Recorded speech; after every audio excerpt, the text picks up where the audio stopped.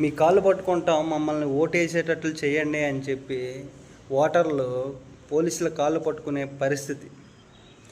ఆంధ్రాని బీహార్ చేసిన ఈ కూటమి ప్రభుత్వం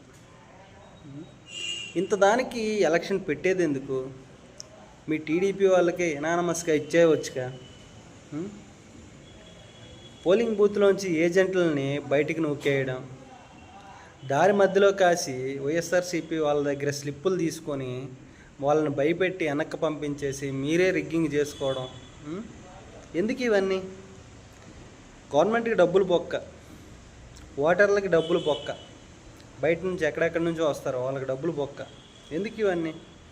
మీరే ఎనానమస్గా ఇచ్చేవచ్చు కదా టీడీపీ వాళ్ళకి జడ్పీటీసీ.